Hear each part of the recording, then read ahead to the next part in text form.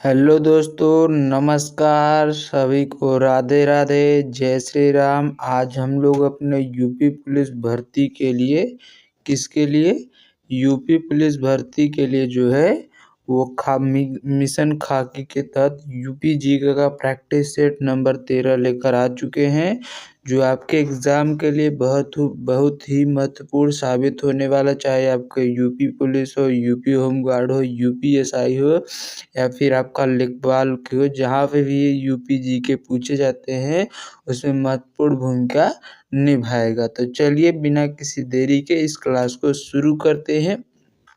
इस क्लास में हम लोग 20 महत्वपूर्ण प्रश्नों को देखेंगे। अगर आप लोग उन प्रश्नों में से 20 में से 15 का भी जवाब सही से दे रहे हैं तो आप समझिएगा कि आपकी तैयारी पूरी तरह से अच्छी है। अगर नहीं दे पा रहे हैं तो आप लोग अपनी तैयारी को भी इम्प्रूव करते रहिएगा। तो चलिए अपने पहले प्रश्न की तरफ बढ़ते हैं। तो आज का हमारा पहला प्रश्न है कि मुख्य रूप से मिर्ज़ापुर और सोनभद्र जिलों में पाया जाता है जो सीमेंट के निर्माण में एक महत्वपूर्ण कच्चा माल है। वह कौन सा पदार्थ है जो मुख्य रूप से मिर्ज़ापुर और सोनभद्र जिला में पाया जाता है और जो सीमेंट का जो निर्माण होता है उसमें कच्चे माल के रूप में उसका उपयोग भी किया जाता है। क्या गेरुआ है, चूना पत्थर है, रॉक फास्फेट है या फिर सिलीनेमाइट है? क्या है? सिलीमेनाइट जो है ये है। तो मुख्य रूप से कहाँ पाया जाता है?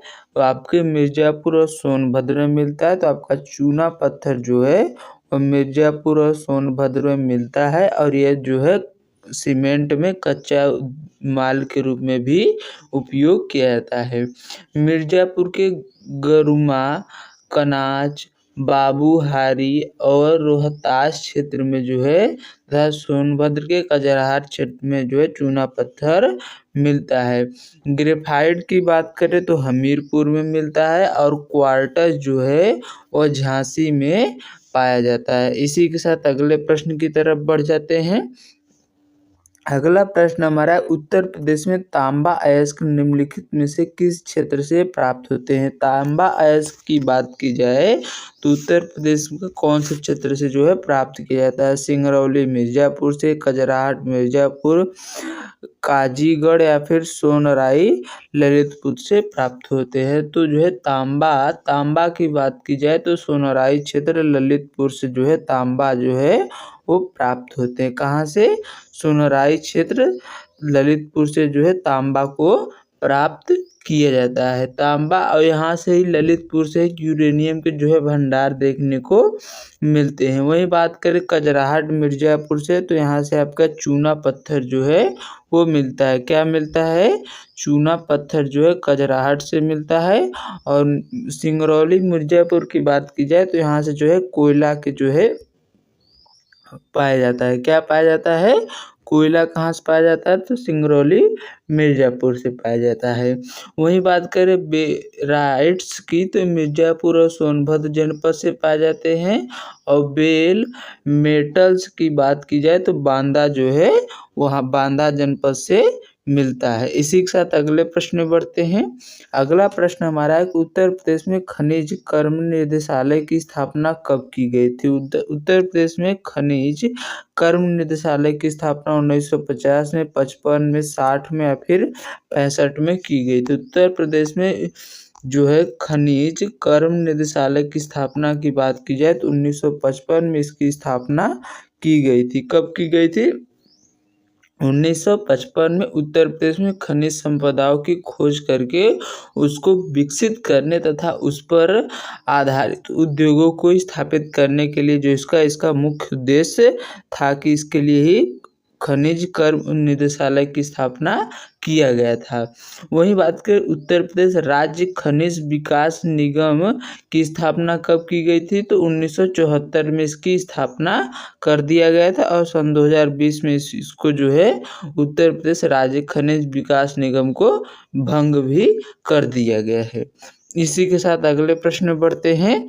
अगला प्रश्न हमारा है कि उत्तर प्रदेश की खनिज नीति के तहत कितने जिलों को खनिज बहुल बहुल क्षेत्र में घोषित किया, यानी कैसे इतने ऐसे कितने जिले हैं जिनमें जो है खनिज संपदा बहुत मात्रा में पाया जाता है? क्या 8 है, 9 है, 10 है या फिर 12?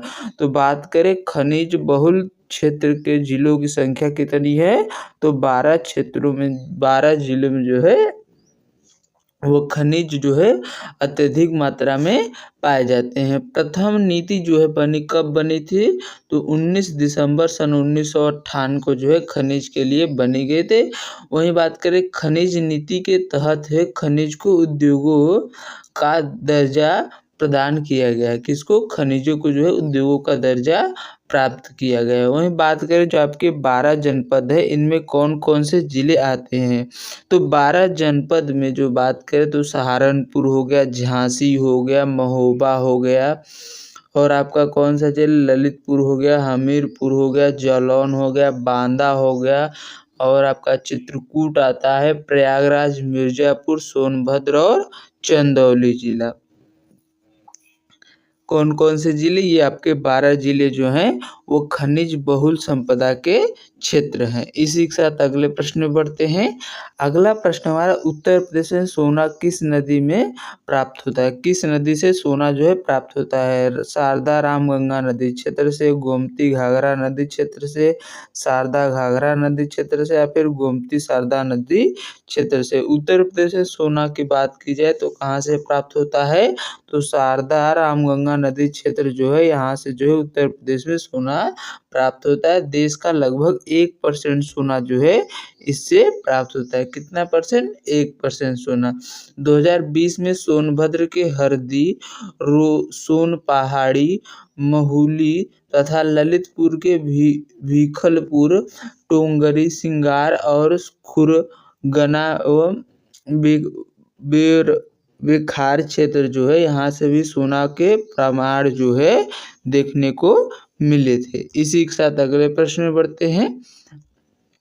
अगला प्रश्न हमारा, उत्तर प्रदेश के राज्य लोक सेवा आयोग के कार्यों का विस्तार किया जा सकता है? प्रधानमंत्री द्वारा, केंद्रीय कार्मिक मंत्रालय द्वारा, राष्ट्रपति द्वारा, फिर उत्तर प्रदेश विधानमंडल के द्वारा। तो जो है किसका कार्यकाल, तो लोक सेवा आयोगों का कार्य का विस्तार किसके द्वारा किया जा सकता है, तो उत्तर प्रदेश विधानमंडल के द्वारा जो है इसका विस्तार किया जा सकता है। किसके द्वारा? उत्तर प्रदेश विधानमंडल के द्वारा। इसकी स्थापना की बात करें, उत्तर प्रदेश विधानमंडल की स्थापना 1 अप्रैल सन 1937 को हुई थी। कब? 1 अप्रैल 1937 को उत्तर प्रदेश विधानमंडल की स्थापना हो गई थी।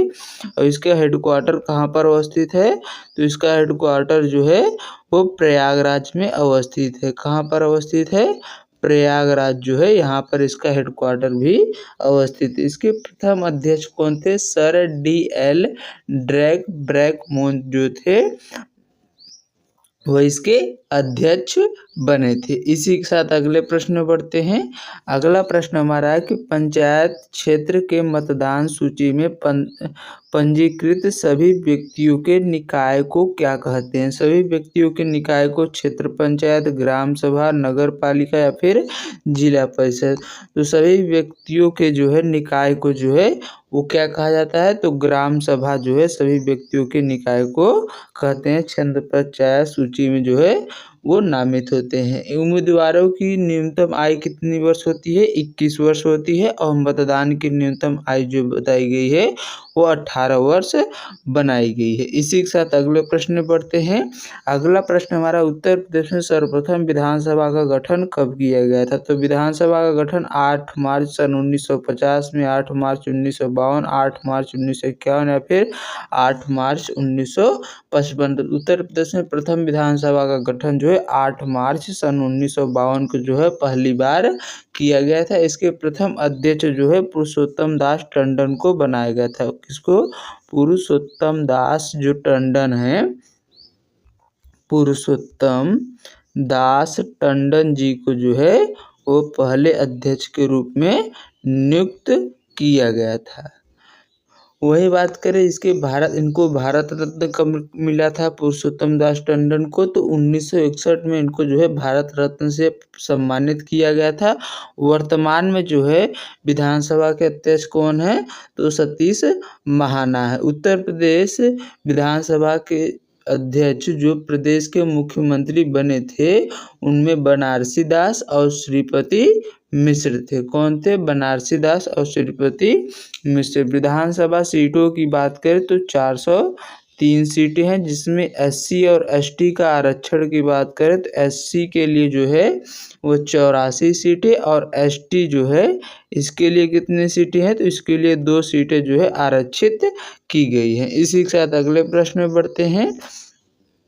अगला प्रश्न है, भारत में स्थानीय स्वशासन के जनक कौन है। भारत में स्थानीय स्वशासन के जनक या कैनिंग है, मेयो है, डलहौजी है या फिर रिपन है। तो भारत में स्थानीय स्वशासन जो है इसके जनक की बात की जाए तो रिपन जो है स्थानीय स्वशासन के जनक है। प्रथम बार कारखाना अधिनियम भी 1881 में रिपन के द्वारा ही लाया गया था। भारत में नियमित रूप से दशकीय जनगणना जो है रिपन के द्वारा ही कराई गई थी। इसी के साथ अगले प्रश्न में बढ़ते हैं। अगला प्रश्न हमारा कि निम्नलिखित में से किसे प्रथम कथक शिक्षक ईश्वरी प्रसाद के वंशज के रूप में माना जाता है। शंभू महाराज, गोपी कृष्ण, लच्छू महाराज या फिर बिरजू महाराज। तो किसको माना जाता है, तो बिरजू महाराज को माना जाता है। यहाँ पर जो है क्वेश्चन जो है स्लाइड से बाहर हो गया है तो हम यहाँ पर लिख देते हैं बिरजू महाराज को जो है माना जाता है। किसको माना जाता है, बिरजू महाराज जो हैं इनको जो है ईश्वरी प्रसाद के वंशज के रूप में जो है वो माना जाता है। ये जो इनको जो है 1986 ईस्वी में, कब 1986 में किससे सम्मानित किया गया, तो पद्म विभूषण जो है पद्म विभूषण से जो है इनको सम्मानित किया गया था। 1969 ईस्वी में संगीत नाटक अकादमी पुरस्कार भी बिरजू महाराज को मिला था। इसी के साथ अगले प्रश्न में बढ़ते हैं। अगला प्रश्न हमारा है कि लखनऊ चित्रकला शैली का विकास अवध के किस नवाब के अधीन हुआ था। असाद अली खाके,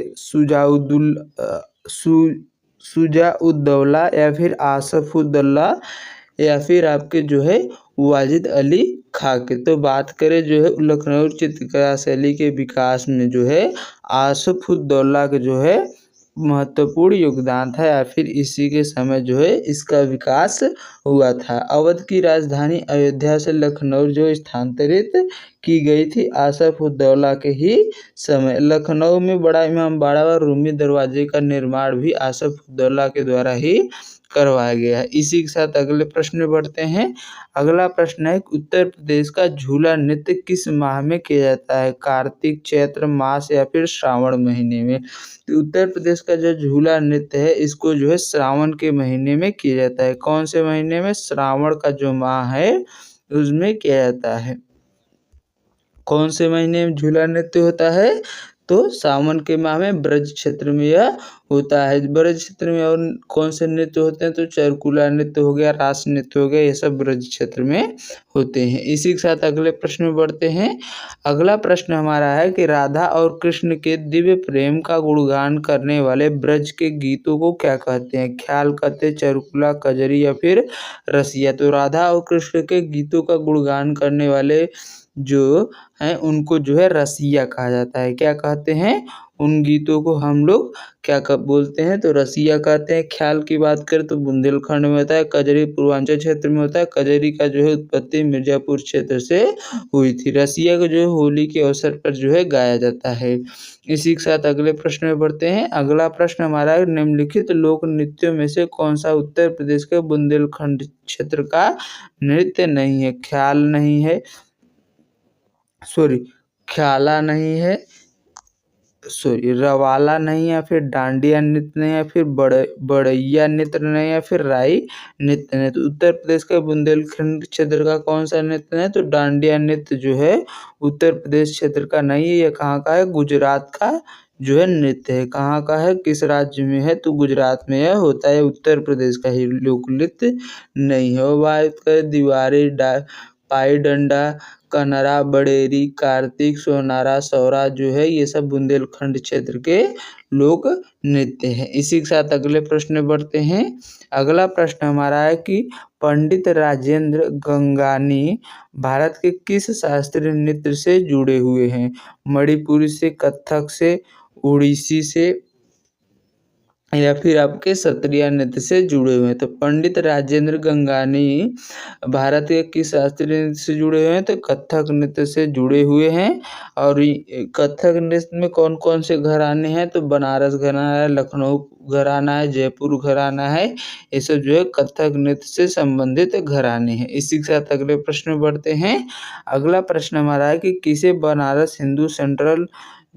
बनारस में सेंट्रल हिंदू कॉलेज की स्थापना की है? एनी बेसेंट, देवी सिंह ने, बाल गंगाधर तिलक ने या फिर मदन मोहन मालवीय ने? तो बात करें बनारस में सेंट्रल हिंदू कॉलेज की स्थापना जो है एनी बेसेंट के द्वारा किया गया था। और कब की थी? 1898 ईस्वी में इसकी स्थापना की थी। बाद में सेंट्रल हिंदू कॉलेज की जगह पर बनारस हिंदू विश्वविद्यालय की स्थापना जो है मदन मोहन मालवीय के द्वारा 1916 ईस्वी में जो है इसी के तर्ज पर की गई थी। इसी के साथ अगले प्रश्न में बढ़ते हैं। अगला प्रश्न हमारा है कि आपको मिलान करना है। यहाँ पर तो दिया नहीं, तो इस प्रश्न को पूरी यहाँ पर दिया है, थोड़ा सा देख लेते हैं। तो क्या पहला हमारा है कि जो सरस्वती भवन है वो कहाँ पर अवस्थित है? सरस्वती भवन की बात करें तो इसकी स्थापना कब हुई थी? या फिर आपका रामपुर रजा, यहाँ पर तो थोड़ा सा गलत है, रामपुर रजा लाइब्रेरी होगा ना, रामपुर रजा लाइब्रेरी भी है। और तीसरा आपका है भारती भवन, यहाँ भारती भवन पुस्तकालय होगा, भारतीय भवन पुस्तकालय। और चौथा आपका इलाहाबाद पब्लिक लाइब्रेरी है। तो इनकी स्थापना की बात की जाए तो आपको इन सभी का स्थापना जो है कमेंट में करके आप लोग हमें बताइएगा। इसी के साथ अगले प्रश्न की तरफ बढ़ जाते हैं। अगला प्रश्न हमारा है उत्तर प्रदेश का कौन सा शहर जो है हिंदी और संस्कृति भाषाओं के विशेषज्ञों के लिए प्रसिद्ध है? तो हिंदी और संस्कृत भाषाओं के विशेषज्ञों के लिए क्या वाराणसी है, प्रयागराज है, कानपुर या फिर लखनऊ है? तो हिंदी और संस्कृत दोनों के लिए जो है वाराणसी जनपद जो है वह विशेषज्ञों के लिए प्रसिद्ध है। कन्हैयालाल मणिकलाल केंद्रीय हिंदी संस्थान कहाँ पर अवस्थित है? तो आगरा में अवस्थित है। इसी के साथ अगले प्रश्न में बढ़ते हैं। अगला प्रश्न हमारा कि वीर बहादुर सिंह पूर्वांचल विश्वविद्यालय जौनपुर की स्थापना कब हुई थी? 1987 में, 1985, 1989 या फिर 1990 में? तो वीर बहादुर सिंह पूर्वांचल विश्वविद्यालय की स्थापना की बात की जाए तो 1987 में जो इसकी स्थापना की गई थी। इसी के साथ अगले प्रश्न में बढ़ते हैं और आज के अंतिम प्रश्नों की तरफ हम लोग पहुंच चुके हैं कि डॉक्टर राम मनोहर लोहिया राष्ट्रीय विश्वविद्यालय 2005 में कहाँ पर स्थापित किया गया? बिजनौर में, मुरादाबाद, आगरा या फिर लखनऊ में? तो डॉक्टर राम मनोहर लोहिया विश्वविद्यालय की स्थापना जो है लखनऊ में सन 2005 में किया गया था। इसी के साथ अगले प्रश्न में बढ़ते हैं। तो आज के लिए हमारे इतने ही प्रश्न थे। इसी के साथ यह क्लास यहीं पर समाप्त होती है। क्लास आप लोगों को कैसे लगे कमेंट करके जरूर बताइए। अगर कोई डाउट हो, कोई सजेशन हो तो कमेंट के माध्यम से हम तक पहुंचा सकते हैं। हम उसका समाधान करने की पूरी कोशिश करेंगे। तो चलिए मिलते हैं नेक्स्ट क्लास में। आज के लिए बस इतना ही। जय हिंद, जय भारत।